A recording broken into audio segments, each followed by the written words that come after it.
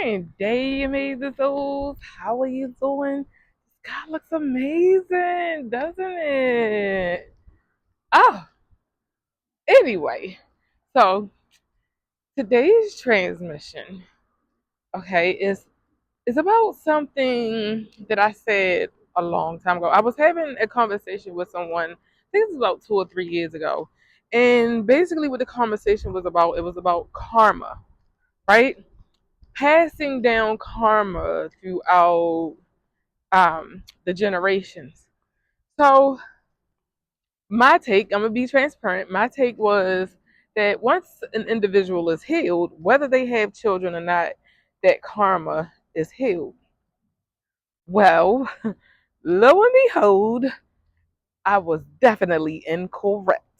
Okay, so I'm in the kitchen and I'm talking to Source, and I'm like, "Well, Source, allow me to see something that I need to see within myself, something that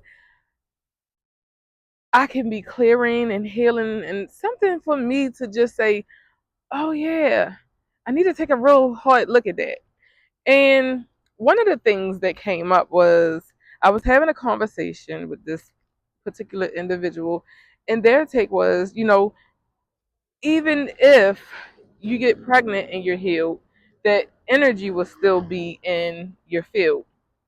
And my take was, no, that's not how it goes. Anyway, this is how it goes. This is one of the ways that I was shown. Not to say that there aren't other ways. Let's get that clear now. Okay? So,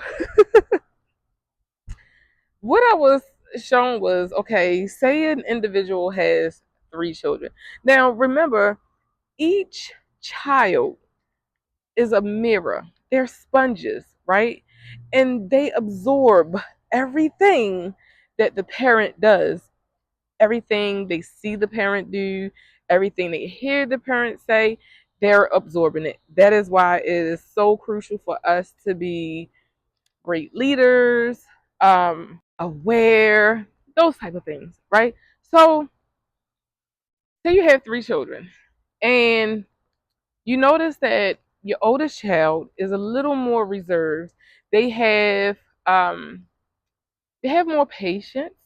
They have more wisdom. They have more discernment. They're more calmer because at some point they were ignored.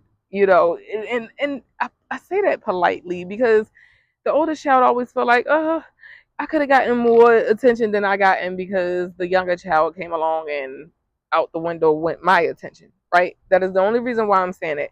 So then the second child comes along and they're pretty much watching not only the parent, but the older child as well, and the influences around.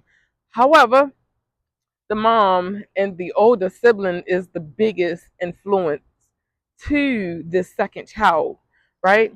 So the second child gets away with a lot more because the parent is more like, shit, this is my second child. That child, all right, they bang their head up against the wall, they be all right. I'm just being real. So there, if the parent is one of those who is, more outlandish, likes to fight, steals, then that child is definitely going to pick all those um, traits up, right? Whereas though the oldest child can see these things and be a lot more discerning. However, be more sneaky because the parent was more in tune with their older child as opposed to the second child, because the second child gets a little more get away with, right? Because they're the baby, they're the child, especially if there's a few years in between the second child and the third child, or the first child and the second child. And I'm affirming that this is making sense. So then we go on to the third child. The third child is definitely ignored, but adored, right? That's like the golden child because it's the baby, and the baby can get away with things. And by the time this third child has came, the parent has opened up a lot more. They're not in the same place in space as they were with the first two children. And remember, the influence for this baby is the mother, the second sibling, and the first sibling. So depending on how involved the first sibling is, who is more calmer, the child is definitely absorbing the second child, unless the third child is not around that second child too much. And remember, the second child, the parent was stealing and fighting and robbing and blah blah blah. So the third child is picking up all of this on top of what that child came here with. So essentially, what's happening is, right, by the time the third child has come, the parent has calmed down a lot because she understands that she has many, many, many responsibilities, right? And remember that the first child and the second child had absorbed the parent. So the community for this third child is the parent and the second children, which means that this third child is going to absorb all three personalities: the mom's, the second child, and the first child. And if there's a father around and involved, the child will get a piece of that as well. However, remember, the mom and dad are supposed to be the balance, right? And in a lot of households, unfortunately, they do not have that. So the whole point of this transmission is, just because you started healing at the third child does not mean that the third child is not going to absorb those toxic traits, those unhealed aspects, right? The child will most definitely absorb them because their community, their immediate surrounding is geared towards all of these different traits. So, with keeping that in mind, right, the children will definitely absorb these things if the parent or parents are not healed from these such things, right? I know one of the things for me is my dad, right? He was a smoker before we were born, and he tried to keep all of us from smoking cigarettes. Um, However, we ended up all but all all his children, which are six, all of us ended up smoking except for one. Um, she was the oldest child. So deep. I ain't even pay that no mind. She was the oldest child. And the oldest child usually absorbs the good natures of the parents, right? They're more laid back, they're more reserved. They get more attention, right? They pay attention to more because they just have to. Um, but that's just pretty much how it goes.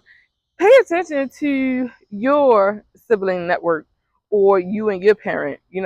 Often, more often than not, the children that are the only children, right, they usually get a great um, attention from the parent or parents because it's only one of them. They get more attention, they get more love.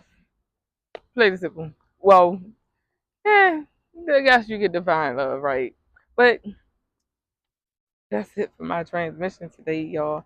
I affirm that this transmission made sense, and I just wanted to say, just because we heal aspects of ourselves does not mean that that karma is not going to be paid in full, right? We all have to pay for the things that we've done.